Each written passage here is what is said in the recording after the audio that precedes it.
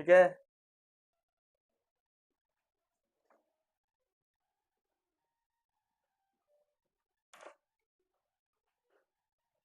कौन किसके पास आ रहा है? हैं? कौन ही नहीं है?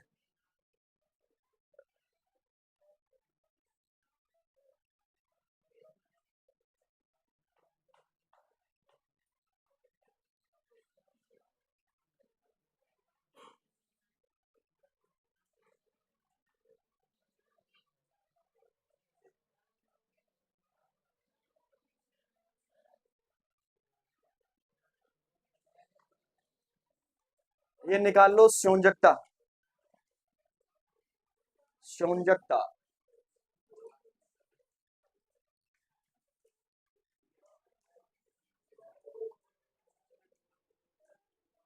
उभयधर्मी ऑक्साइड कौन कौन से होते हैं? उभयधर्मी ऑक्साइड कौन कौन से होते हैं? हाँ। क्यों? है?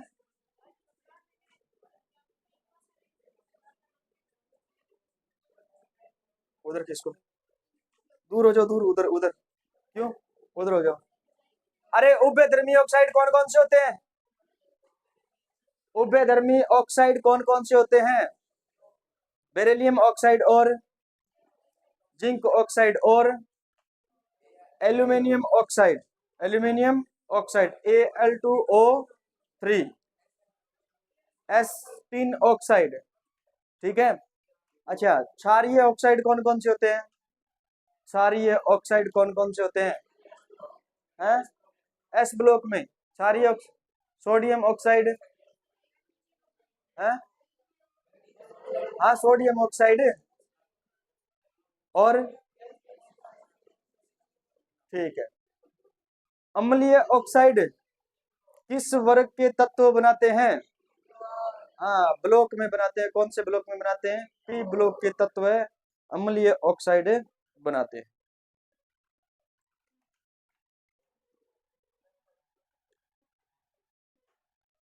संयोजकता।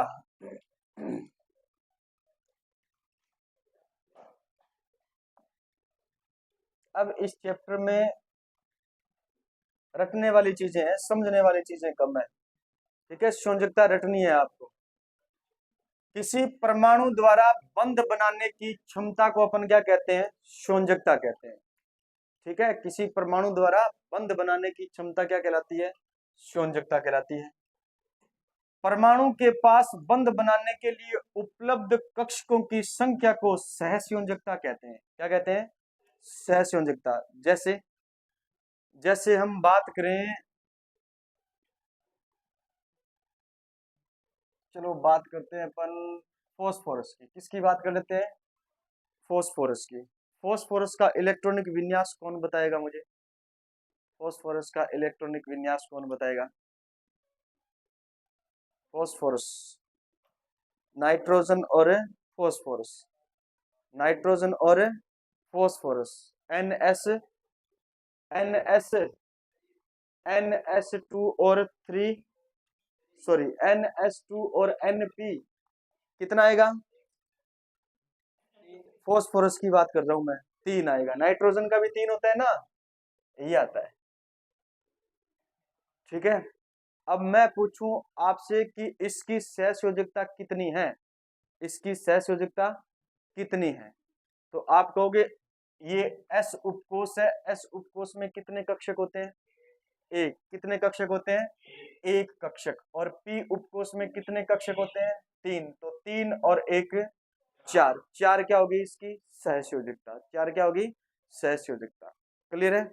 लेकिन ये कितने बंध बना सकता है? कितने बंध बना सकता है? वो बंध बनाने की क्षमता क्या कहलाती है? संयोजकता कहलाती है। क्या कहलाती है? संयोजकता कहलाती है। सहसंयोजकता संयोजी कोष में उपस्थित कक्षकों की संख्या क्या कहलाती है? सहसंयोजकता कहलाती है। जबकि संयोजकता बंध बनाने की जो क्षमता होती है उसको कहते हैं। ठीक है। सेकंड आवर्त में तत्वों की सहसंयोजकता कितनी होती है? 4 होती है। सेकंड आवर्त कौन सा होता है? लिथियम। लिथियम से शुरू होता है सेकंड आवर्त। पता है क्या? पहला आवर्त होता है हाइड्रोजन, और कहां पर खत्म होता है? हीलियम के पास। ठीक है। दूसरा आवर्त शुरू होता है लिथियम, लिथियम के बाद में बेरिलियम, और बेरिलियम के बाद में boron, carbon, nitrogen, oxygen, fluorine, fluorine के बाद में आ जाता है नियोन। फ्लोरीन के बाद में कौन आ जाता है? नियोन। क्लियर है? इसकी संयोजकता कितनी होती है? 4। कितनी होती है? हमें स्कूल में पढ़ाया जाता है कि संयोजकता होती है +4 और -4, लेकिन इस संयोजकता के साथ में कभी भी प्लस नहीं लगाया जाता और माइनस नहीं लगाया जाता। ऑक्सीकरण अंक के साथ में क्या लगाया जाता है? प्लस लगाया जाता है, और क्या लगाया जाता है?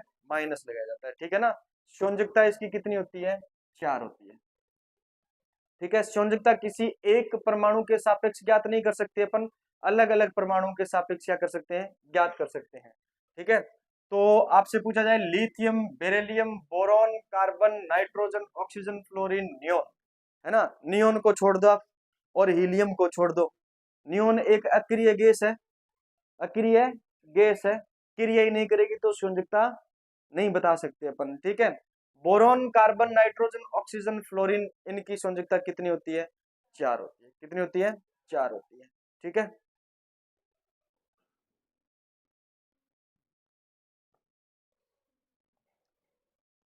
अच्छा, सहसंयोजकता कितनी होती है?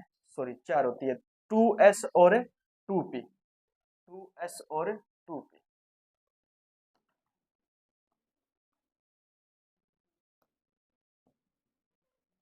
थर्ड आवर्त में तत्वों की सहसंयोजकता कितनी होती है? 9 होती है। कितनी होती है? 9। यानी अपन पढ़ते हैं 3s, 3p, और क्या पढ़ते हैं? 3d पढ़ते हैं। d में कितने कक्षक है? 5। p में कितने कक्षक है? 3। और s में कितने कक्षक है? 1। 3 1 4 और 5 9। ये क्या होती है? अभी सहसंयोजकता होती है। पीछे याद रखना है, यहाँ पर संयोजकता नहीं है। ये क्या है? ये सहसंयोजकता है, और जो कितनी होती है? 4 होती है। सहसंयोजकता, सहसंयोजकता 4 होती है। सिर में मारूंगा मैं, बद्दा कोई को नहीं, ये तो रह जाओ।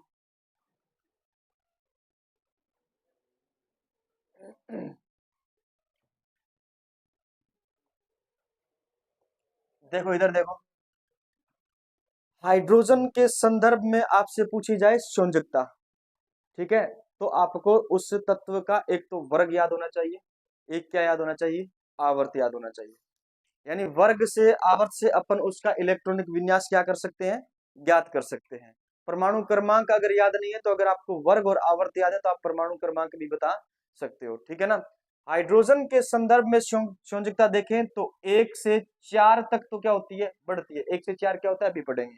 फिर 4 से 8 तक क्या होती है? घटती है। 1 से 4 तक क्या होती है? बढ़ती है।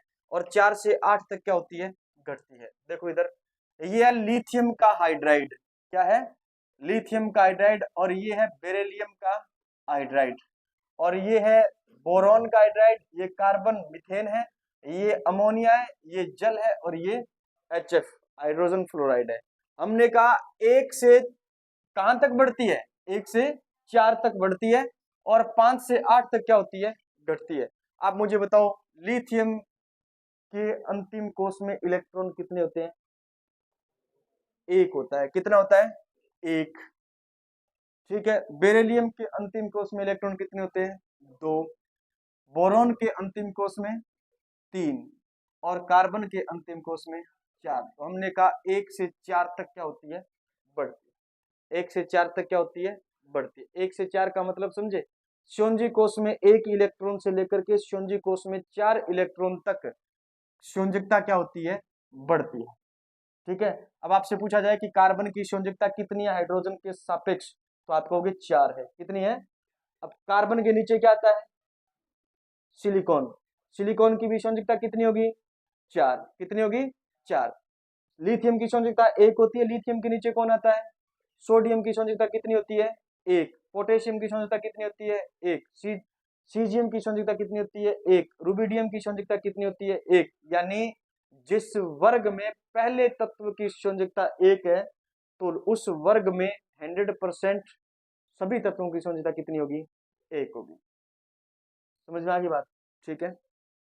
अब हमने कहा नाइट्रोजन के अंतिम कोश में इलेक्ट्रॉन होते हैं 5, ऑक्सीजन के अंतिम कोश में इलेक्ट्रॉन होते हैं कितने? 6, और फ्लोरीन के अंतिम कोश में कितने होते हैं? 7। कितने होते हैं? 7। और फ्लोरीन के बाद आता है नियोन, नियोन के अंतिम कोश में कितने होते हैं? 8। पूरा भरा हुआ होता है, उसकी संयोजकता अपन 0 बताते हैं। कितनी बताते हैं? 0 बताते हैं। 3 इसके संयोजी कोश में इलेक्ट्रॉन 5, 6, 7, तो 5 से लेकर के 8 तक क्या होती है? घटती है। पहले 3 थी, ऑक्सीजन की 2 है, फ्लोरीन की कितनी है? 1। फ्लोरीन की कितनी है? 1। नियोन की कितनी हो जाएगी? 0। नियोन की कितनी? 0। ठीक है। ऑक्सीजन के सापेक्ष 1 से 7 तक बढ़ती है, ऑक्सीजन के सापेक्ष 1 से 7 तक बढ़ती है। 1 से 7 का अर्थ ये हो गया कि आप मुझे बताओ सोडियम, सोडियम के अंतिम कोश में इलेक्ट्रॉन 1, मैग्नीशियम के अंतिम कोश में इलेक्ट्रॉन 2, एल्यूमिनियम के अंतिम कोश में इलेक्ट्रॉन 3, सिलिकॉन के अंतिम कोश में इलेक्ट्रॉन 4, फॉस्फोरस के अंतिम कोश में इलेक्ट्रॉन 5, सल्फर 6 और क्लोरीन 7। क्लोरीन कितने होता है? 7। ठीक है। क्लोरीन के अंतिम कोश में इलेक्ट्रॉन होता है 7। तो हम कहेंगे कि ऑक्सीजन के सापेक्ष संयोजकता 1 से 7 तक क्या होती है? बढ़ती है। 1 से 7 तक बढ़ती है, इसका मतलब यहां पर सोडियम की संयोजकता ऑक्सीजन के सापेक्ष कितनी है? +1। ठीक है ना। और ये याद रखना 2 है, ये 3 है, 4 है, 5 है, 6, 7 है। प्रश्न आता है क्लोरीन अधिकतम कितनी संयोजकता प्रदर्शित करता है? क्लोरीन अधिकतम कितनी संयोजकता प्रदर्शित करता है? तो कितनी करता है? 7 करता है। ठीक है, समझ आ गई बात? अच्छा, सिलिकॉन कितनी संयोजकता प्रदर्शित करता है? 4। ठीक है, +4 ऑक्सीकरण अंक है और 4 क्या है? संयोजकता है। ठीक है, डी ब्लॉक में पढ़ेंगे अपन ऑक्सीकरण अंक ज्ञात करना, डी ब्लॉक के तत्व पढ़ेंगे तब। ठीक है। एस ब्लॉक में क्षारीय धातुओं की संयोजकता कितनी होती है? 1 होती है। क्षारीय धातुओं की संयोजकता कितनी होती है? 1। और एस ब्लॉक में सेकंड ए मतलब S2 ब्लॉक जो होता है उसकी संयोजकता कितनी होती है? 2। ठीक है, तो सरल सा सिंपल सा प्रश्न आए, आपको याद रखना है एस ब्लॉक में NS1 और NS2 इनकी संयोजकता होती है 1 और इनकी संयोजकता होती है 2। समझ में आ गई बात? ठीक है। और वर्ग नंबर 17, वर्ग नंबर 17 क्लोरीन वाले की, हेलोजन वाले की कितनी होती है? अधिकतम 7 प्रदर्शित करता है, अधिकतम 7 प्रदर्शित करता है। ठीक है। ऑक्सीजन वाले की कितनी होती है? कितनी होती है ऑक्सीजन वाले की संयोजकता? 4 होती है, 6 होती है? हैं? ऑक्सीजन ओल्ड स्टाइल से टीपो कहां पर रह गया? ओल्ड स्टाइल से टीपो कितनी होती है? 6। ठीक है। फोस्फोरस वाली कितनी होती है? 5 होती है। ठीक है, तो ये संयोजकताएं आपको याद रखनी है। समझ में आ गई बात? फिर देखो तीसरा केस, दूसरा केस, संयोजी इलेक्ट्रॉन 4 से अधिक है। कितने हैं? 4 से अधिक। तो संयोजकता 8 में से संयोजी इलेक्ट्रॉन को घटा दो, जितना उत्तर आए उसके बराबर क्या हो जाएगी? संयोजकता हो जाएगी। संयोजी कोश में इलेक्ट्रॉन की संख्या कितनी है? 4 से अधिक। कितनी है? 4 से अधिक। जैसे जैसे ऑक्सीजन की बात करें तो ऑक्सीजन में संयोजी कोश में इलेक्ट्रॉन की संख्या कितनी है? 6। इलेक्ट्रॉन की संख्या कितनी है? 6। अब 8 से ज्यादा है या कम है? देखो 8 से संयोजी इलेक्ट्रॉन घटाने आपको, तो 8 से 6 घटाओगे कितने बच गए? तो ऑक्सीजन 2 संयोजकता भी क्या करता है? प्रदर्शित करता है। ज्यादातर 2 संयोजकता ही ऑक्सीजन के काम में अपन लेते हैं। ठीक, क्लोरीन की बात करते हैं अपन। देखो क्लोरीन की संयोजकता वहां पर हमने कितनी बताई थी? 7। लेकिन संयोजी कोश की संख्या, इलेक्ट्रॉन की संख्या कितनी है? 7। कितनी है? 7। हाँ, फ्लोरीन क्लोरीन जो भी हो, फ्लोरीन के नीचे क्लोरीन आता है। ठीक है, फ्लोरीन की बात करो आप, कितने हैं? 7। कितने हैं? 7 संयोजी कोश में इलेक्ट्रॉन, अगर 8 में से 7 घटाओगे कितना आएगा? 1। तो फ्लोरीन 1 भी संयोजकता प्रदर्शित करता है, 7 संयोजकता भी क्या करता है? प्रदर्शित करता है। क्लोरीन 1 भी प्रदर्शित करता है, 7 भी प्रदर्शित करता है। ठीक है, वो डिपेंड करता है यौगिक कौन सा होगा। ठीक है, तो संयोजकता अपन अकेले परमाणु की नहीं बता सकते, सापेक्षता में अपन क्या कर सकते हैं, ज्ञात कर सकते हैं। ठीक, ये संयोजी इलेक्ट्रॉन लिखे हैं और ये क्या लिखी है, संयोजकता। संयोजी इलेक्ट्रॉन 3 है, कितने हैं, 3, 4 से कम है तो 8 में से घटाने नहीं है आपको, 3 ही क्या होगी इसकी संयोजकता होगी। कार्बन की संयोजकता, संयोजी कोष में इलेक्ट्रॉन कितने, 4, 4 से ज्यादा तो नहीं है, बराबर ही है, तो संयोजकता कितनी होगी, 4 होगी। अब नाइट्रोजन 4 से ज्यादा आगे, नाइट्रोजन 4 से क्या आगे, ज्यादा, तो संयोजी कोष में इलेक्ट्रॉन 5 है, 8 में से 5 घटाओ कितने आ जाएगी, 3, तो नाइट्रोजन कितनी संयोजकता प्रदर्शित करता है, 3 संयोजकता प्रदर्शित करता है ना। इसीलिए नाइट्रोजन के साथ ट्रिपल बॉन्ड के साथ में जुड़ा होता है। ठीक है, ऑक्सीजन और ऑक्सीजन आपस में डबल बॉन्ड के साथ में जुड़ा हुआ होता है।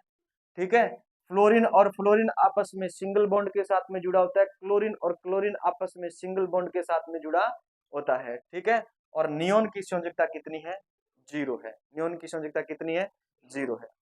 ठीक है, संयोजकता याद करना है आपको, तो आप अकेले परमाणु की संयोजकता बता नहीं सकते आप। ठीक है, परमाणु जब बंद बनाएगा तभी बता सकते हो कि यहाँ पर संयोजकता कितनी है। ठीक, डी ब्लॉक में संयोजकता कैसी पाई जाती है, परिवर्तनशील संयोजकता पाई जाती है, परिवर्तनशील। प्रश्न आता है, निम्न में से कौन से ब्लॉक में परिवर्तनशील संयोजी तत्व पाए जाते हैं, डी ब्लॉक में पाए जाते हैं। और एफ ब्लॉक में सामान्य आपसे पूछा जाए तो सभी तत्वों की सामान्यतः संयोजकता कितनी होती है, 3 होती है। कितनी होती है, 3 होती है, चाहे वो लेंथेनॉइड हो चाहे वो एक्टिनॉइड हो, कितनी होगी, 3 होगी सामान्यतः। ठीक है, हो गया चैप्टर कंप्लीट। ठीक है, ये हो गया आपकी आवर्त सारणी।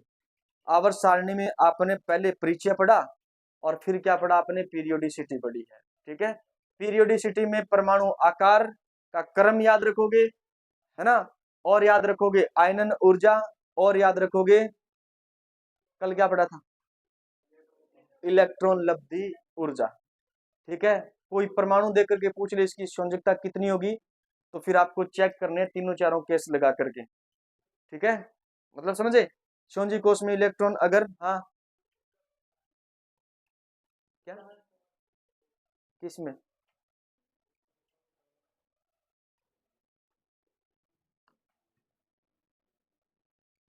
ये कह रहे हो आप, मैं आपसे पूछूं क्लोरीन की संयोजकता बताओ, क्लोरीन की बता दोगे, अब 1 होती है, क्यों होती है, क्योंकि संयोजी कोष में इलेक्ट्रॉन की संख्या कितनी होती है, 7, जो 4 से क्या है, अधिक, और 4 से अधिक है तो इस 7 को 8 में से क्या कर दो, घटा दो, तो संयोजकता कितनी आ गई, 1 आ गई। ठीक है, अब क्लोरीन के नीचे कौन आता है? कौन आता है, ब्रोमीन आता है, फिर कौन आता है, आयोडीन आता है। ब्रोमीन की भी कितनी बताओगे, 1, आयोडीन की भी कितनी बताओगे, 1। अब मैं कहूंगा आयोडीन I2 अणु का निर्माण हुआ है, तो आयोडीन की संयोजकता कितनी है, तो आप कहोगे सिंगल बंध बनता है, इसलिए एक बॉन्ड में एक इलेक्ट्रॉन क्या लेता है, एक बॉन्ड में इस परमाणु का 1 इलेक्ट्रॉन है, इस परमाणु का 1 इलेक्ट्रॉन है, तो संयोजकता कितनी है, 1 है।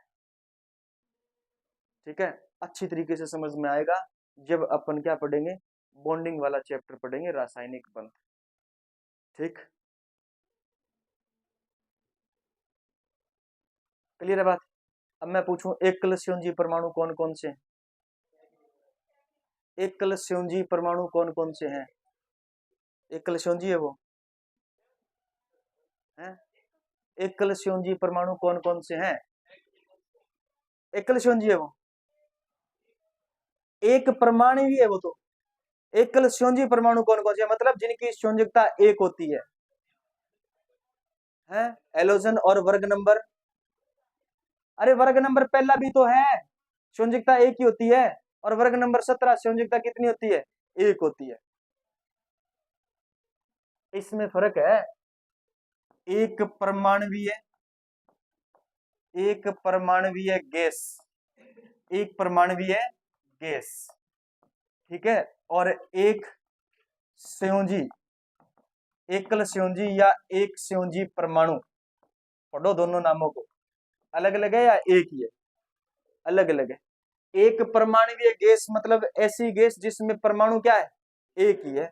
आर्गन एकल परमाणु है। आर्गन को कभी ऐसे जुड़े हुए देखा है क्या आपने? आर्गन 2 के रूप में पाया जाता है, नहीं पाया जाता, ठीक है, फ्रीली पाया जाता है ये। और सोडियम आप लगाते हो ऊपर +1, कहते हैं ना, ये तो ऑक्सीकरण अंक है +1, और एक इसकी क्या होती है, संयोजकता होती है। कैसे कि इसके संयोजी कोष में एक ही क्या होता है, इलेक्ट्रॉन होता है। संयोजी कोष में कितने इलेक्ट्रॉन होते हैं, एक। तो 8 से 4 से कम है ना, तो 4 से कम है तो उतना ही मानोगे आप, ठीक है। उसी प्रकार बात करें बेरिलियम की, तो बेरिलियम जो है उसके संयोजी कोष में इलेक्ट्रॉन कितने होते हैं, 2। 4 से कम ही है, 4 से कम है तो कितनी संयोजकता होगी, 2 होगी। बोरॉन के संयोजी कोष में इलेक्ट्रॉन होते हैं 3, कितने होते हैं, 3। 4 से कम है इसलिए संयोजकता कितनी होगी, 3 ही होगी।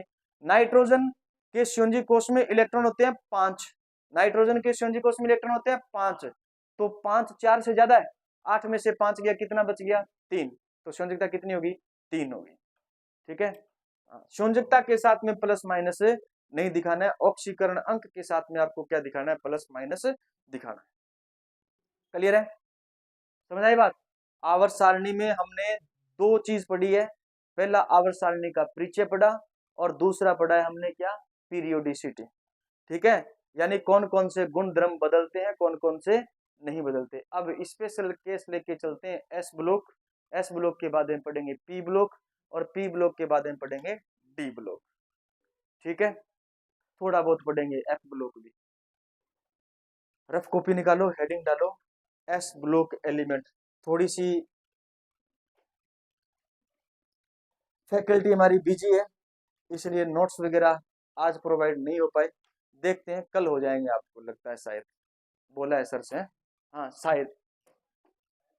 रफ कॉपी निकाल लो, और पहले तो मैं पूछूंगा वही बताएगा मुझे, कोई बीच में बोलेगा नहीं, कोई बीच में बोलेगा नहीं।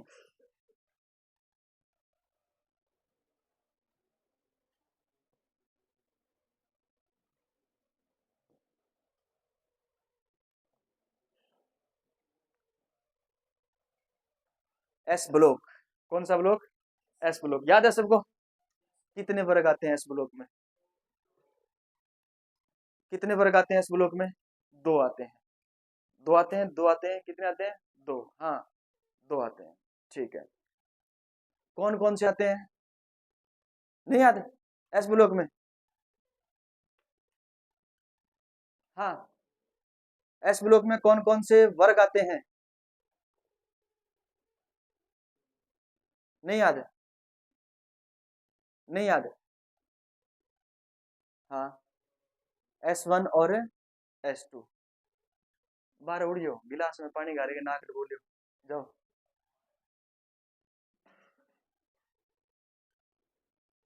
शाबाश बैठो। S1 ब्लॉक में तत्व कौन कौन से होते हैं, हाँ S1 में, हाँ hydrogen, lithium, sodium, potassium, caesium,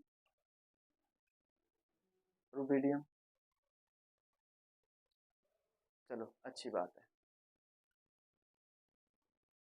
S2 में तत्व कौन कौन से होते हैं, हाँ बेटा मांगे नहीं, ऐसे बता दो, बेरिलियम, हाँ मैग्नीशियम, कैल्शियम, स्ट्रोंशियम और बेरियम, कौन सा होता है, बेरियम होता है। S1 का सामान्य इलेक्ट्रॉनिक विन्यास क्या होता है, S1 का NS1, NS1। सीजियम का इलेक्ट्रॉनिक विन्यास क्या होता है, 1s1। सीजियम का इलेक्ट्रॉनिक विन्यास क्या होता है, हाँ Swami ji, 7s1, 7s1, 7s1, हाँ इधर 7s1 सही है? नहीं है, तू कल दिखाई नहीं, उधर इधर नहीं, उधर नहीं दिखा है, है उधर ही था, घर से बाहर ही नहीं निकला, तू निकला था, कहाँ है घर, किधर है घर, उधर किधर, पास में किधर? बैठ जाओ बैठ जाओ। हाँ कौन? ई मित्र वाली गली में? तो उधर से नीचे आते हैं तब गोलगप्पे वाली रेडी लगती है। हैं उधर? हैं उससे थोड़ा आगे? अब तेरा आगा पीछा तो मुझे पता नहीं चल रहा। सीजीएम का इलेक्ट्रॉनिक विन्यास क्या होता है? क्या होता है? नहीं पता? फ्रांसियम का बता दे। नहीं पता? एस ब्लॉक के अंदर जिन्होंने जवाब दिया ना नहीं पता, जिन्होंने जवाब दिया नहीं पता, इसलिए पढ़ाई थी पहले आपको आवर्त सारणी। बेसिक नॉलेज तो आपको हो ही चुका होगा। हैं तेरे रिएक्शन अच्छे आ रहे हैं यार, ये ब्लू ब्लू वाले। हाँ हाँ बहुत अच्छे आ रहे हैं। पढ़ने के लिए आता है क्या? है नहीं आता ना? फॉर्मेलिटी करने के लिए आता है।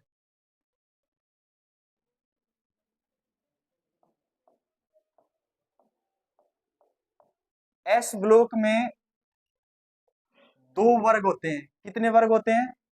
दो वर्ग। जिन्होंने आवर्त सारणी की पहले क्लास नहीं लगाई है, रिक्वेस्ट है अच्छे से उसको पढ़ें, फिर अच्छे से समझ आएगा। ठीक है, अब उससे थोड़ा अलग पढ़ने जा रहे हैं। पढ़ेंगे वो याइनन ऊर्जा ही पढ़ेंगे, आकार ही पढ़ेंगे। ठीक है, लेकिन रासायनिक गुणधर्म इसके साथ और ऐड हो गए हैं। ठीक है, एक तो होता है आपका NS1 और एक होता है NS2। NS2 ये दो वर्ग हैं। ठीक है, इसको अपन बोलते हैं फर्स्ट ग्रुप। क्या बोलते हैं? फर्स्ट ग्रुप बोलते हैं, या हम इसको बोलते हैं फर्स्ट ए ग्रुप। क्या बोलते हैं? First A group. किसके अनुसार? मेंडलीव के अनुसार। किसके अनुसार? मेंडलीव के अनुसार। ठीक है ना, इसको बोलते हैं अपन सेकंड ग्रुप। क्या बोलते हैं? सेकंड ग्रुप, या फिर अपन बोलते हैं सेकंड ए। क्या बोलते हैं इसको? सेकंड ए मेंडलीव के अनुसार। ठीक, इसके अंदर सबसे पहला तत्व आता है कौन? हाइड्रोजन।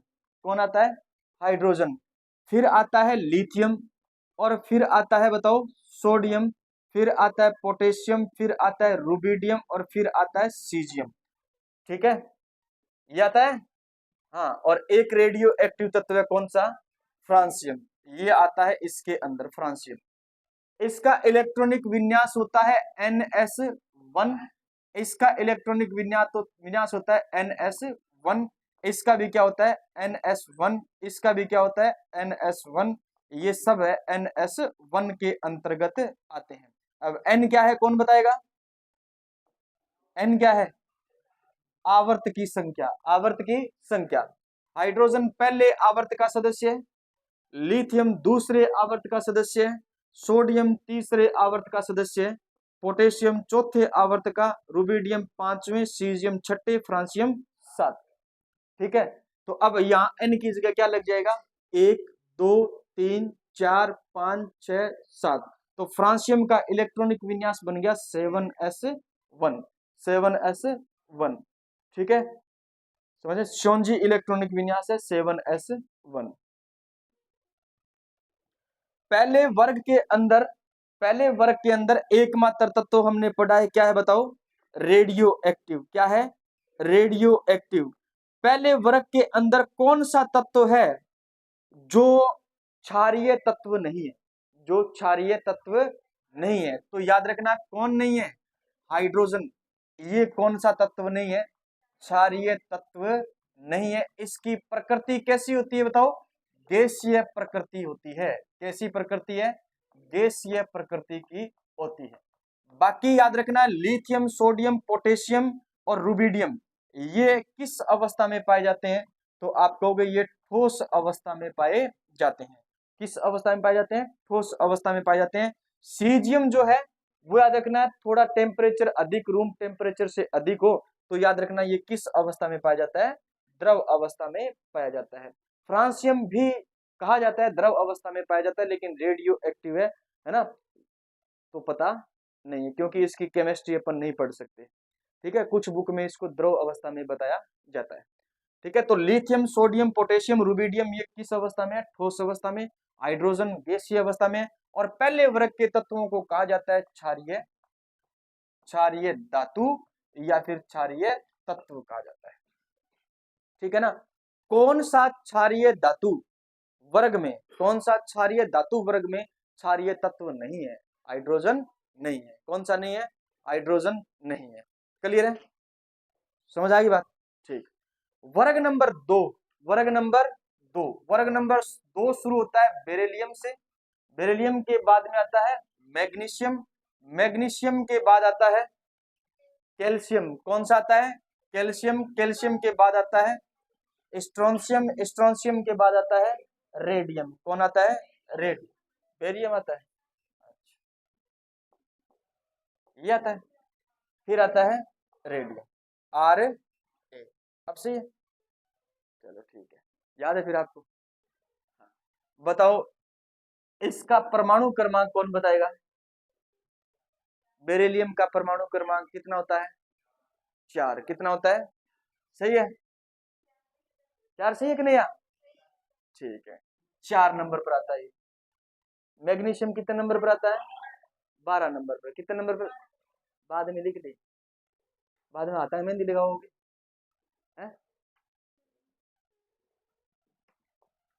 मैग्नीशियम कितने नंबर पर आता है? 12 नंबर पर आता है। ठीक। कैल्शियम कितने नंबर पर आता है? 12 में कितने जोड़ोगे? 8। कितने नंबर पर आया? 20। स्ट्रोंशियम 38 नंबर पर। कितने नंबर पर? 38 नंबर। बेरियम 56 नंबर पर। कितने नंबर पर? और 56 में कितने जोड़ोगे? 32। कितना आ गया? 88। 88 पर कौन आएगा? रेडियम। 88 पर कौन आएगा? रेडियम आएगा। ठीक है।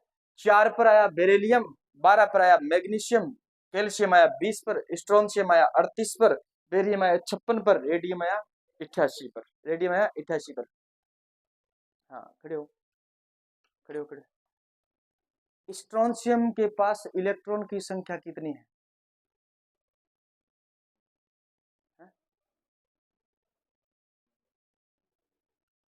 जोर से बोल, जोर से। कौन ही ध्यान, क्लास नहीं लगाई? अच्छा, लाली लगाई डी कौन क्लास? तो अब तो डेमो पढ़ ले। हैं?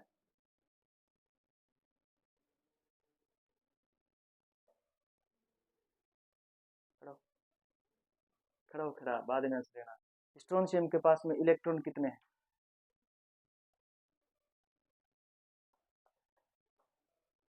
पीछे पीछे है, 76।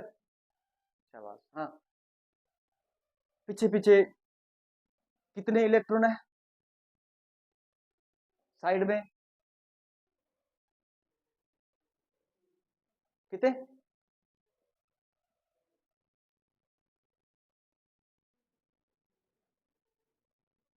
कितने इलेक्ट्रॉन है? हाँ, कितने? 38। 38, 38 इलेक्ट्रॉन है।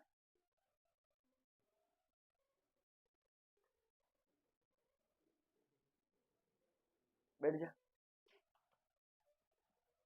स्ट्रोंशियम के पास इलेक्ट्रॉन की संख्या कितनी है?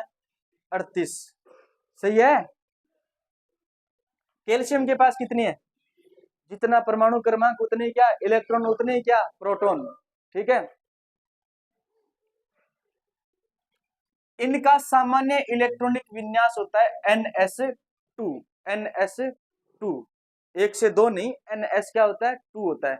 यानी बेरिलियम का देखोगे तो 2s2, 3s, 4s, 5s, 6s और 7s2।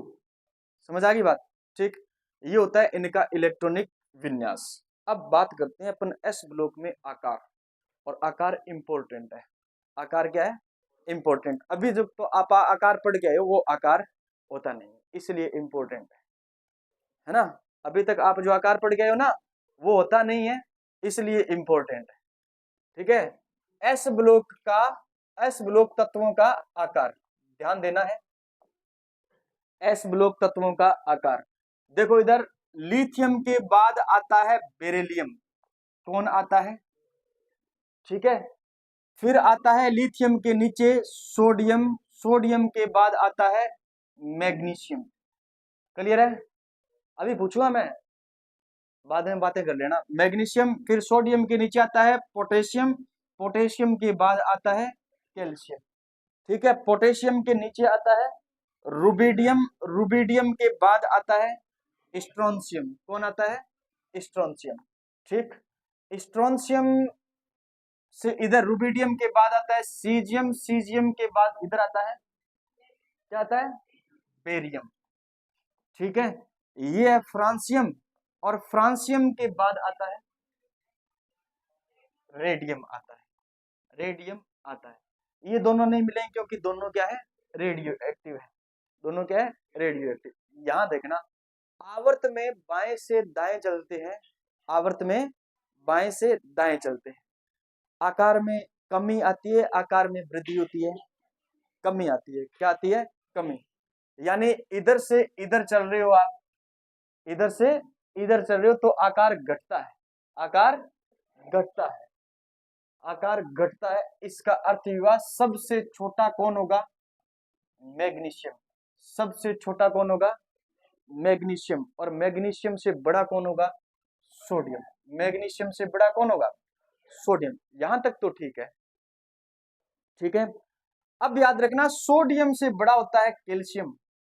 कौन होता है? कैल्शियम। सोडियम से बड़ा कौन होता है? कैल्शियम। ये आया हमारे पास में क्या? कैल्शियम। ठीक है, कैल्शियम से बड़ा होता है कौन?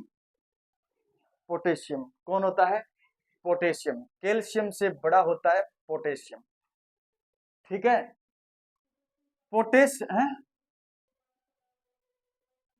क्या?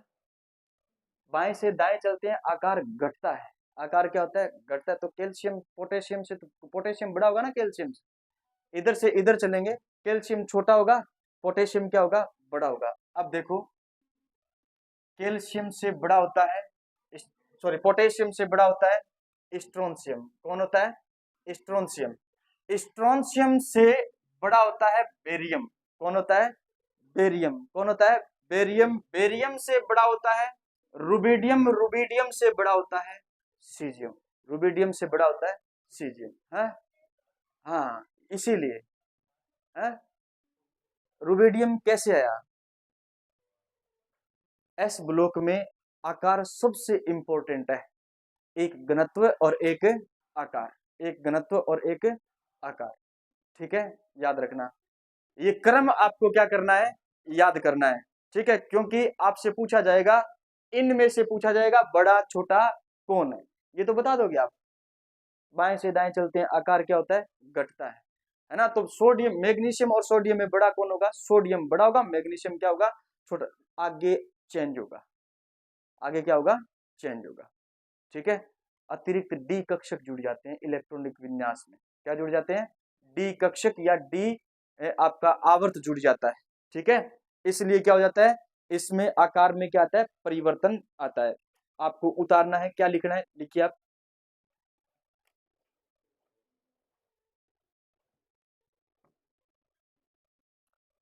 लिखोगे डी ब्लॉक में आकार, सॉरी एस ब्लॉक में आकार, एस ब्लॉक में आकार।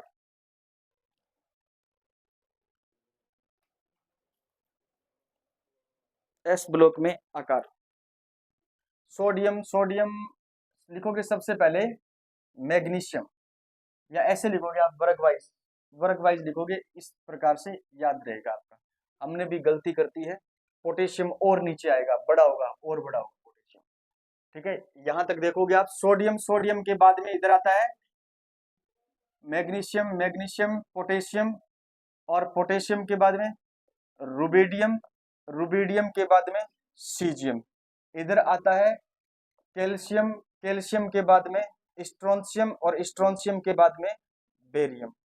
क्या आता है? बेरियम। अब चलना है आपको सोडियम, मैग्नीशियम, ये तो लिख लिया आपने। और रह गया क्या? लिथियम और रह गया ना, लिथियम और रह गया ना, ये रहा।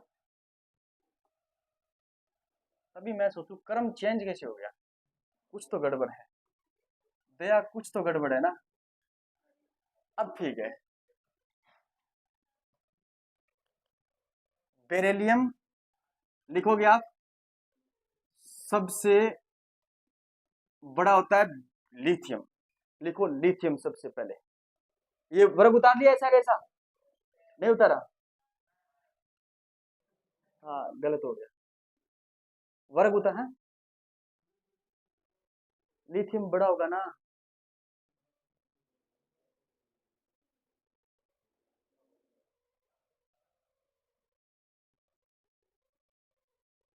बेरिलियम से बड़ा होगा लिथियम। तो और मैं क्या कह रहा हूँ, सबसे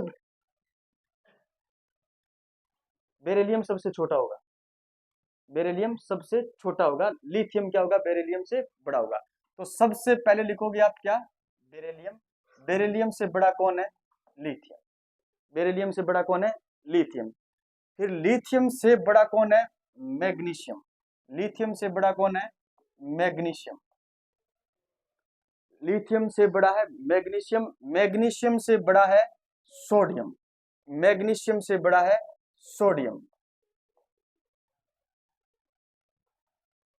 सबसे छोटा बेरिलियम, बेरिलियम से बड़ा लिथियम, लिथियम से बड़ा मैग्नीशियम, मैग्नीशियम से बड़ा सोडियम, सोडियम से बड़ा होता है कैल्शियम, सोडियम से बड़ा होता है कैल्शियम। यहां तक ठीक है। अब थोड़ा क्रम क्या होगा, चेंज होगा, ठीक है। अब आ जाओ, कैल्शियम से बड़ा होता है स्ट्रोंशियम, कैल्शियम से बड़ा कौन होता है, स्ट्रोंशियम। तो कैल्शियम के बाद में आप लिखोगे आकार में स्ट्रोंशियम, एस आर, क्या लिखोगे, एस आर। स्ट्रोंशियम से भी बड़ा होता है बेरियम, क्या होता है, बेरियम, याद रखना, स्ट्रोंशियम से भी बड़ा होता है बेरियम। अब बारी आएगी किसकी, पोटेशियम की, ठीक है। बेरियम क्या होता है, स्ट्रोंशियम से बड़ा होता है, और बेरियम से बड़ा होता है कौन, पोटेशियम, बेरियम से बड़ा होता है कौन, पोटेशियम, ठीक है। बस ये मोस्ट इंपॉर्टेंट है, याद रखना, पोटेशियम आएगा बेरियम के बाद में आकार में, ठीक है।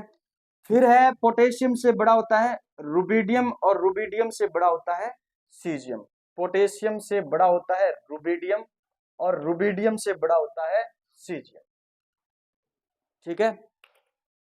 क्लियर है। फ्रांसियम और आपका जो रेडियम है वो रेडियो एक्टिव है।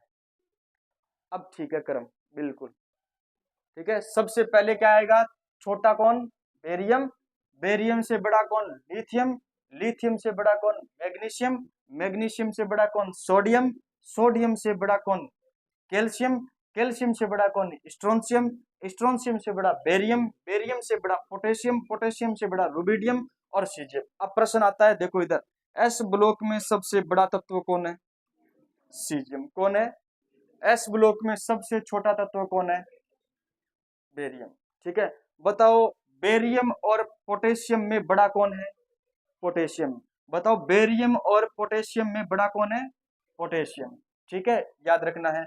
कैल्शियम और सोडियम में बड़ा कौन है, कैल्शियम और सोडियम में बड़ा कौन है, कैल्शियम, ठीक है। सबसे छोटा बेरियम, एस ब्लॉक की बात करो, आवर्त सारणी की बात नहीं कर रहा, ठीक है। और एस ब्लॉक में सबसे बड़ा सीजियम, एस ब्लॉक में सबसे बड़ा सीजियम, ठीक है। ये उतार लो आप क्रम, उतार लिया, चलो। गलनांक और कवथनांक, हेडिंग डालो, गलनांक और कवथनांक।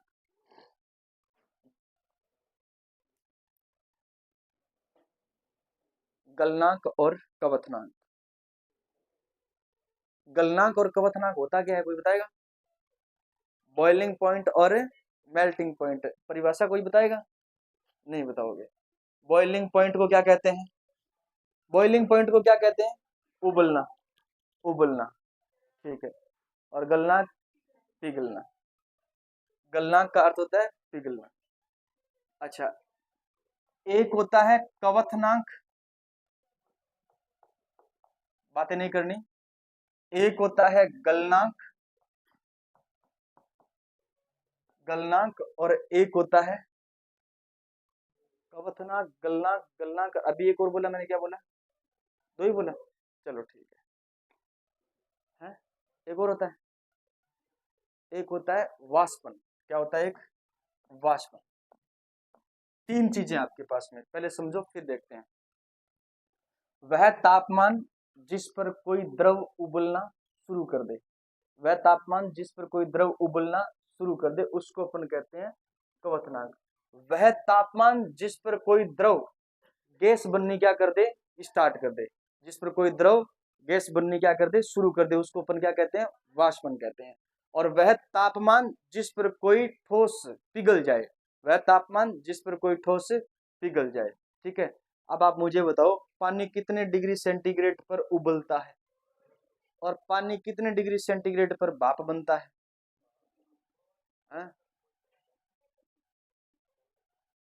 कितने डिग्री सेंटीग्रेड पर उबलता है और कितने डिग्री सेंटीग्रेड पर भाप बनता है?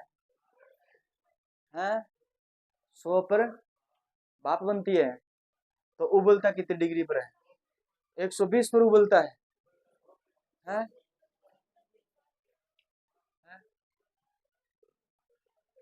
पानी किसी भी तापमान पर वाष्प बन सकता है। पानी किसी भी तापमान पर क्या कर सकता है? वाष्प बन सकता है। ठीक है, सूरतगढ़ में जो गणेश ढाब देखी आपने? नहीं देखी? नहीं देखी, चलो छोड़ो, आप छोड़ो छोड़ो। गांव से सब बिलोंग करते हो, गांव से। गांव में जोहड़ होगा, पानी का जोहड़, है ना? नहीं है? है ना? खाली है। उस पानी के जोड़ के पास जाकर देखना, अभी सर्दी के अंदर भी सुबह सुबह जाओगे, पानी की वाष्प बनती हुई आपको दिखाई देगी। 0 डिग्री सेंटीग्रेड पर भी पानी की वाष्प बन सकती है। हाँ होता है, नहर में भी होता है। ठीक है, कि यहाँ नहर देखी को नहीं है। पानी 0 डिग्री सेंटीग्रेड पर भी क्या बन सकता है, लेकिन उबलेगा 100 डिग्री सेंटीग्रेड पर ही। इसलिए कवथनाक 100 डिग्री होता है, वाष्पन कितने डिग्री भी हो सकता है, 0 degree, 50 degree, 20 degree, 40 degree, 30 degree, कितने डिग्री पर हो सकता है। ठीक है, और हमने लिखा गलनांक, बर्फ कितने डिग्री सेंटीग्रेड पर पिघलती है? कितने डिग्री सेंटीग्रेड पर पिघलती है और कितने डिग्री सेंटीग्रेड पर जमती है? 4 डिग्री पर जमती है, हैं? 0 डिग्री सेंटीग्रेड पर जमती है, पिघलती कितने डिग्री सेंटीग्रेड पर है? हैं?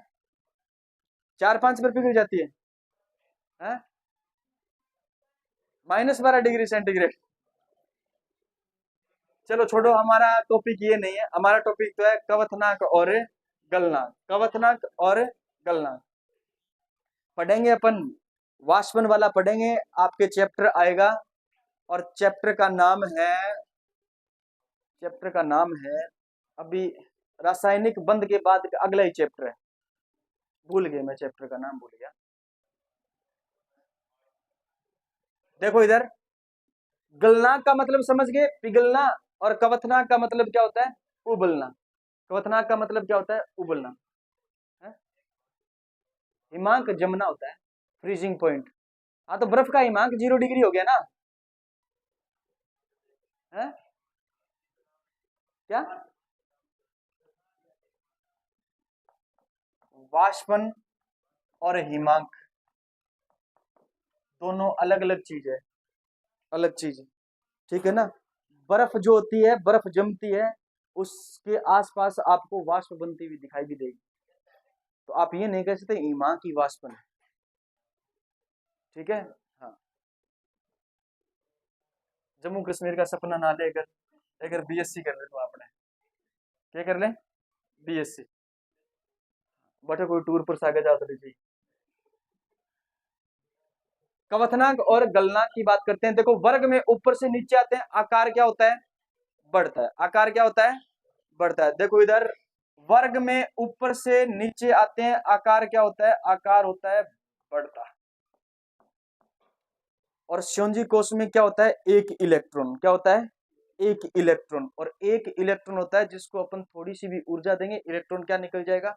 बाहर निकल जाएगा। इसलिए इसके बीच का धात्विक बंध क्या हो जाता है? धात्विक बंध क्या हो जाता है? प्रबल हो जाता है। धात्विक बंध क्या हो जाता है? प्रबल। मतलब क्या हुआ कि आपके पास में NS1 क्या है? इलेक्ट्रॉन है। NS1 क्या है? इलेक्ट्रॉन है। आपने इसको क्या दे दी? एनर्जी दे दी। एनर्जी दे दी। एनर्जी देने के बाद में ये इलेक्ट्रॉन क्या हो गया? बाहर निकल गया। समझ आ गई बात? ये इलेक्ट्रॉन इसलिए बाहर निकला क्योंकि नाभिक और इस इलेक्ट्रॉन के बीच में आकार बढ़ जाने के कारण आकर्षण बल क्या हो गया? कम हो गया। इसलिए इस इलेक्ट्रॉन और नाभिक के बीच में तो था क्या? दुर्बल आपका धात्विक बंध, दुर्बल धात्विक बंध। लेकिन जब ये इलेक्ट्रॉन निकल गया तो इसका इलेक्ट्रॉनिक विन्यास क्या बन गया, Np क्या बन गया, 6 बन गया। इससे पहले क्या बन गया, Np6। अब इसका धात्विक बंध क्या हो जाएगा, प्रबल हो जाएगा। धात्विक बंध क्या हो जाएगा, प्रबल हो जाएगा। हमारे काम की चीज इतनी है, ये NS1, NS1 का अंतिम इलेक्ट्रॉन दुर्बल आकर्षण बल के कारण क्या हो जाता है, बाहर निकल जाता है। दुर्बल आकर्षण बल होगा तो दुर्बल क्या बनेगा, धात्विक बंध बनेगा, और धात्विक बंध दुर्बल होगा, इसलिए बॉइलिंग पॉइंट और मेल्टिंग पॉइंट क्या हो जाएंगे, कम हो जाएंगे। बॉइलिंग पॉइंट और मेल्टिंग पॉइंट क्या हो जाएंगे, कम हो जाएंगे। ठीक है, ध्यान देना है। आकार बढ़ने के कारण अंतिम कोश या श्योंजी कोश में उपस्थित इलेक्ट्रॉन और नाभिक के बीच का आकर्षण क्या होता है, कम होता है। मतलब धात्विक बंध इनका क्या होता है, कमजोर होता है।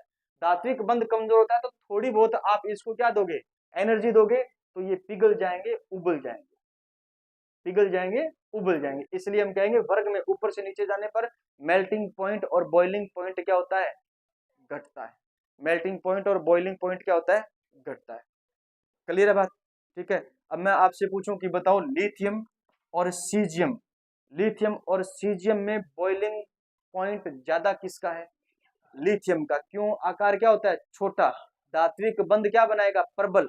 उस बंध को तोड़ने के लिए एनर्जी क्या चाहिए, ज्यादा, इसलिए उसका बॉइलिंग पॉइंट क्या होता है, ज्यादा होता है। इसका बॉइलिंग पॉइंट क्या होता है, कम होता है। इसका मेल्टिंग पॉइंट भी ज्यादा होता है, इसका मेल्टिंग पॉइंट भी क्या होता है, कम होता है। ठीक है, लिथियम का सीजियम से मेल्टिंग पॉइंट और बॉइलिंग पॉइंट दोनों ज्यादा होते हैं। कारण इसमें धात्विक बंध प्रबल होता है, इसमें धात्विक बंध क्या होता है, कमजोर होता है।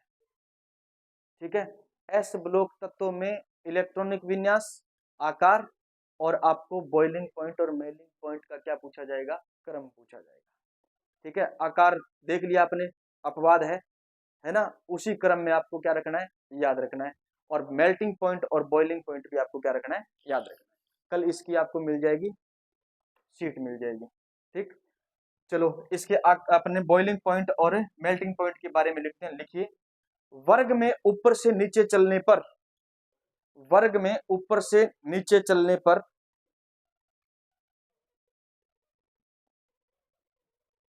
आकार बढ़ता है, आकार बढ़ता है, आकार बढ़ता है। इसलिए श्योंजी कोश में एक इलेक्ट्रॉन होने के कारण, इसलिए श्योंजी कोश में एक इलेक्ट्रॉन होने के कारण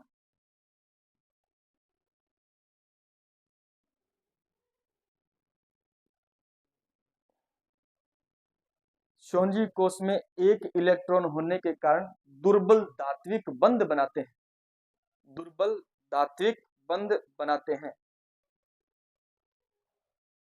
दुर्बल धात्विक बंध बनाते हैं।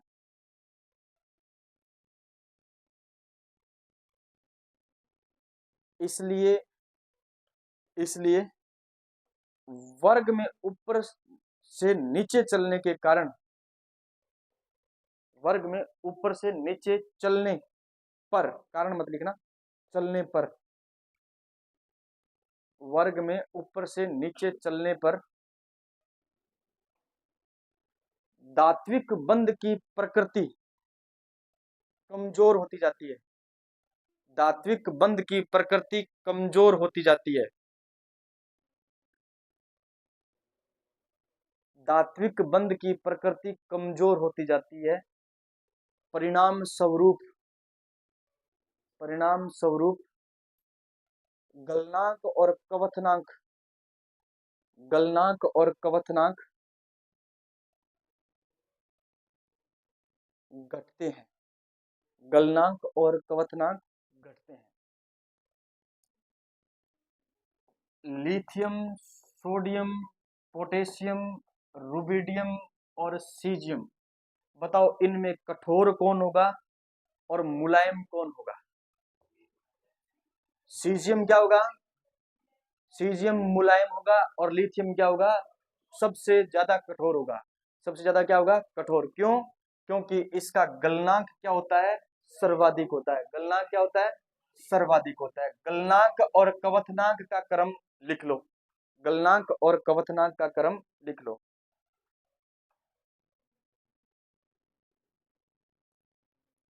यही गलनांक है और ये क्या है, क्वथनांक है।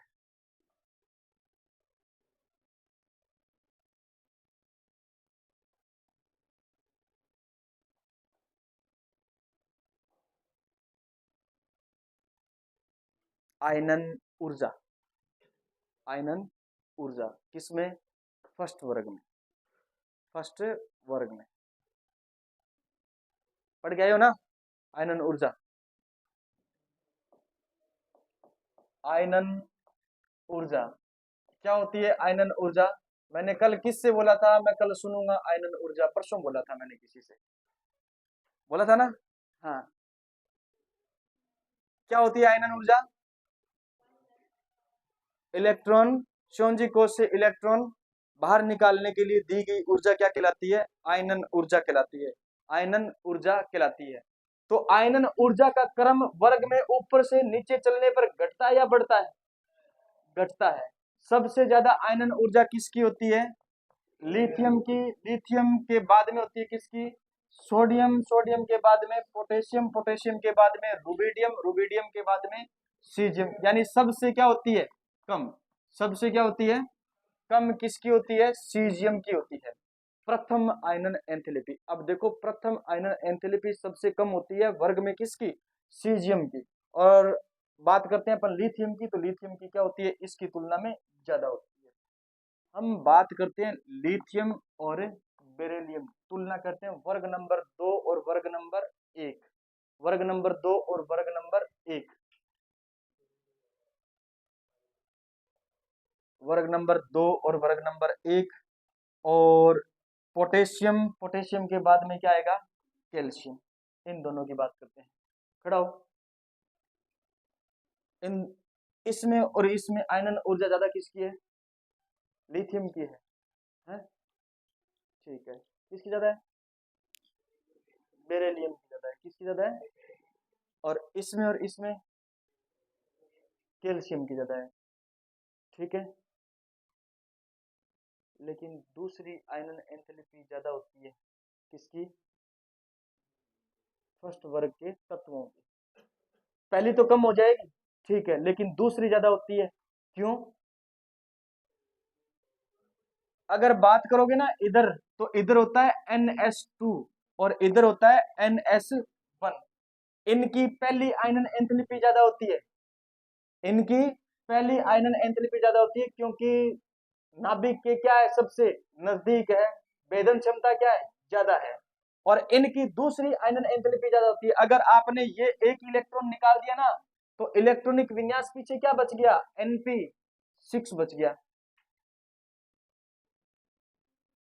नहीं समझ आया, देखो पोटेशियम का इलेक्ट्रॉनिक विन्यास देखोगे आप कितना होता है, 19 इलेक्ट्रॉन होते हैं इसके पास में, कितने होते हैं, 19। 1s2 2s2 2p6 3s2 3p6 और 4s क्या होता है, 1। 4s क्या होता है, 1। ये एक इलेक्ट्रॉन निकाल दिया जाए तो क्या ये 3p इलेक्ट्रॉनिक विन्यास नहीं बचेगा पीछे, पीछेगा, ये पूर्ण पूरीतः स्थायी है। तो जब एक इलेक्ट्रॉन निकाला जाता है तो ये तो बन गई प्रथम आयनन एनर्जी, ठीक है, प्रथम आयनन एनर्जी। दूसरा इलेक्ट्रॉन निकालोगे तो यहां से निकालोगे, निकालोगे नहीं निकालोगे, यहां से इलेक्ट्रॉन निकलेगा तो इसको IE क्या देनी पड़ेगी, 2।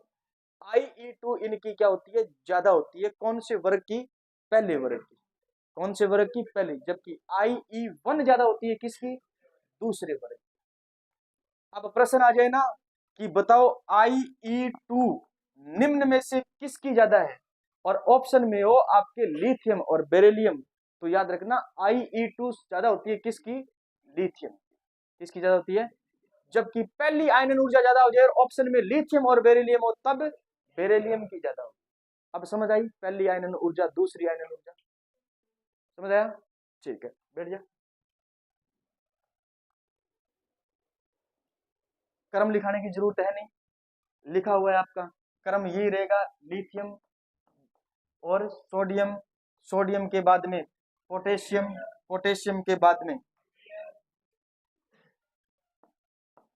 पोटेशियम के बाद में रुबिडियम, रुबिडियम के बाद में सीजियम। ठीक है, क्रम ये रहेगा आयनन ऊर्जा का, पहले लिखा हुआ है आपका। ठीक है, फिर बात करते हैं धात्विक गुण। किसकी बात करते हैं? धात्विक गुण। बताओ धातु कौन से होते हैं? धात्विक गुण। आवर्त सारणी में धातु किन्हें कहते हैं अपन? आवर्त सारणी में धातु किन्हें कहते हैं? अरे जिनके पास इलेक्ट्रॉन त्यागने की प्रवृत्ति क्या होती है? ज्यादा होती है, उन्हें अपन क्या कहते हैं? धातु कहते हैं। क्या कहते हैं? धातु कहते हैं। तो देखो अगर अपन फर्स्ट ग्रुप की बात करें, किसकी बात करें? फर्स्ट ग्रुप की बात करें, लिथियम है, सोडियम है, पोटेशियम है, रुबिडियम है और क्या है? सीजियम है। मैं आपसे पूछूं सबसे अच्छा धातु इनमें, इसमें सबसे अच्छा धातु सीजियम होगा या फिर लिथियम होगा? लिथियम होगा। देखो ये तो होता है 1s, क्या होता है? 1। ये होता है 1s1, ये 2s1, ये होता है 3s1, ये होता है 4s1 और ये होता है 5s, क्या होता है? 1। ठीक है, आकार सबसे बड़ा किसका है? सीजियम का। आकार सबसे बड़ा है तो इस s इलेक्ट्रॉन की दूरी नाभिक से ज्यादा दूर है। नाभिक से क्या है? ज्यादा दूर, इसलिए इसको ऊर्जा देकर के आसानी से हटाया जा सकता है। 2s1। अरे मैं जो बोल रहा हूं ना उस पे ध्यान दो आप। ठीक है, इस पे ध्यान। आपको पता है 2 आशी 3 आशी कोई दिक्कत नहीं है। ये 3s1, ये 4s1, ये 5s1 और ये क्या हो गया? 6s1। मेरे समझाने का वो बात समझो आप। इसका आकार वर्ग में सबसे क्या है? बड़ा है। इलेक्ट्रॉन नाभिक से ज्यादा दूर होगा, इलेक्ट्रॉन नाभिक के ज्यादा पास होगा। लिथियम का इलेक्ट्रॉन नाभिक के ज्यादा पास होगा क्योंकि ये तो दूसरे आवर्त का, दूसरे कोष का इलेक्ट्रॉन है और ये छठे आवर्त का यानी छठे कोष का इलेक्ट्रॉन है, तो दूरी ज्यादा इसकी होगी। इसको आप आसानी से हटा सकते हो बजाय इसके। समझ में आ गई बात? अब जो जल्दी इलेक्ट्रॉन त्यागेगा ना वो अच्छा धातु होगा। वो जल्दी इलेक्ट्रॉन त्यागेगा वो क्या होगा? अच्छा धातु होगा। इसका मतलब धात्विक प्रवृत्ति सबसे अच्छी किसकी है? सीजियम की है। किसकी है? सीजियम की है। तो ऊपर से नीचे आते हैं, धात्विक गुण बढ़ते हैं। धात्विक गुण क्या होते हैं? बढ़ते हैं। तो धात्विक गुण का क्रम पूछा जाए तो लिथियम से ज्यादा अच्छा धातु सोडियम, सोडियम से ज्यादा अच्छा पोटेशियम, पोटेशियम से ज्यादा अच्छा रुबिडियम और रुबिडियम से ज्यादा अच्छा सीजियम। ठीक है, धात्विक गुण लिखोगे, मैं लिखा रहा हूं। समझ नहीं आ रहा क्या? आ रहा है? लिखो। आवर्त सारणी में आकार सबसे बड़ा होने के कारण, आवर्त सारणी में आकार सबसे बड़ा होने के कारण, आवर्त सारणी में आकार सबसे बड़ा होने के कारण फर्स्ट वर्ग के तत्वों, फर्स्ट वर्ग के तत्वों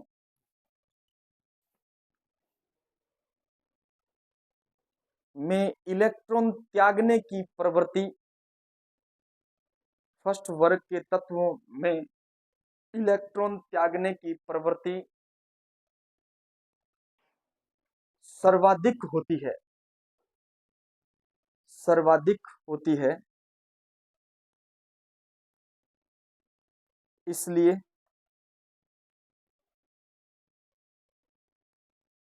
इसलिए अपने वर्ग में, सॉरी अपने आवर्त में, इसलिए अपने आवर्त में अच्छे धातु होते हैं, अपने आवर्त में अच्छे धातु होते हैं, अच्छे धातु होते हैं। देखो वर्ग में ऊपर से नीचे चलने पर, वर्ग में ऊपर से नीचे चलने पर, वर्ग में ऊपर से नीचे चलने पर आकार बढ़ता है, आकार बढ़ता है। इसलिए धात्विक गुण भी बढ़ते हैं, इसलिए धात्विक गुण भी बढ़ते हैं, धात्विक गुण भी बढ़ते हैं। धात्विक गुण का क्रम होगा लिथियम, लिथियम से अच्छा होगा सोडियम, सोडियम से अच्छा होगा पोटेशियम, पोटेशियम से अच्छा होगा रुबिडियम, और रुबिडियम से भी अच्छा धातु होगा सीजियम। लिख लेना, सबसे अच्छी धातु, सबसे अच्छी धातु, सबसे अच्छी धातु। लिख लिया, सबसे अच्छी धातु। एक चीज और पढ़ा देता हूं आपको, फिर मैं छुट्टी कर देता हूं। लिखो घनत्व, घनत्व।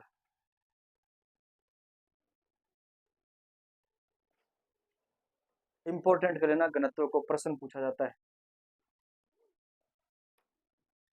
घनत्व जो होता है ना, वो होता है फॉर्मूला द्रव्यमान अपोन क्या होता है, द्रव्यमान अपोन में क्या होता है, आयतन। द्रव्यमान अपोन में आयतन, ठीक है। अगर आयतन बढ़ेगा, देखो इधर एक तो ये है और एक क्या है, ये।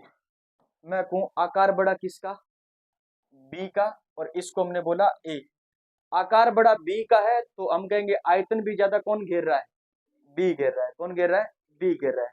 अगर आयतन बढ़ेगा ना तो घनत्व क्या होगा, घटेगा।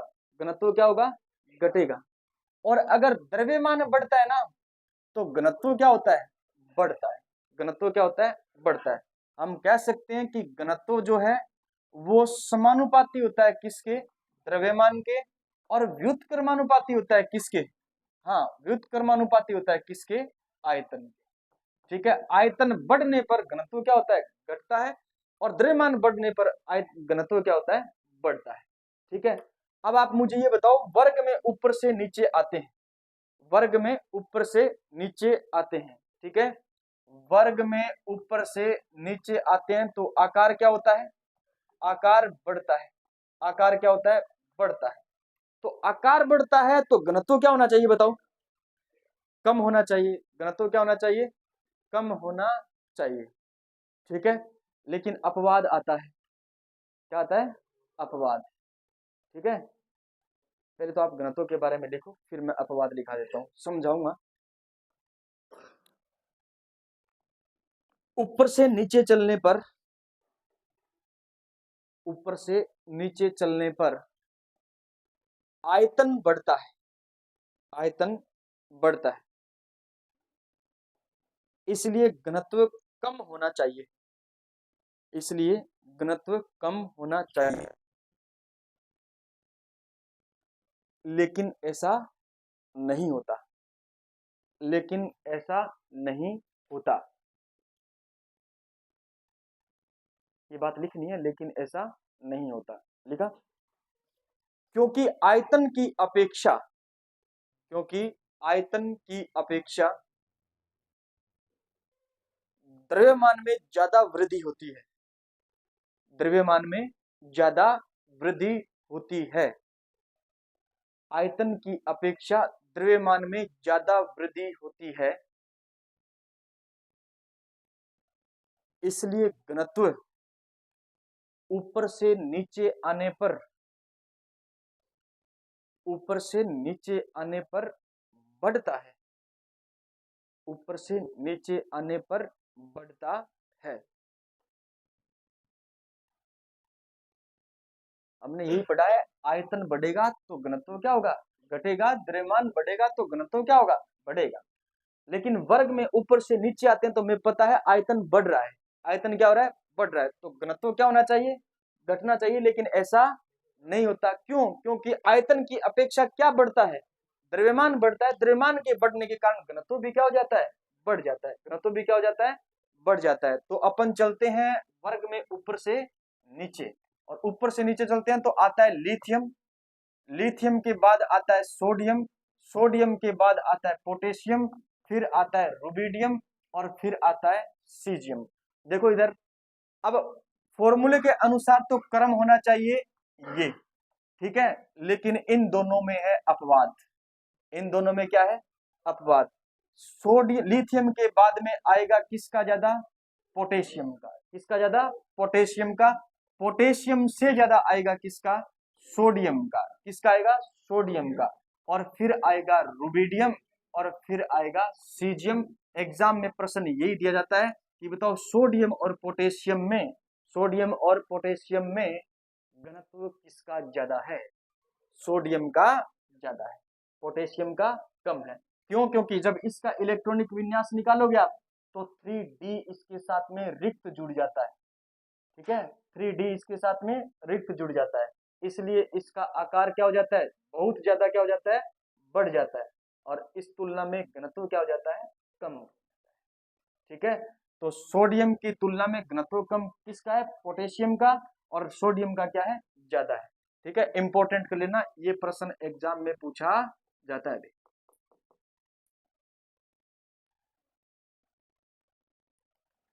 ठीक है,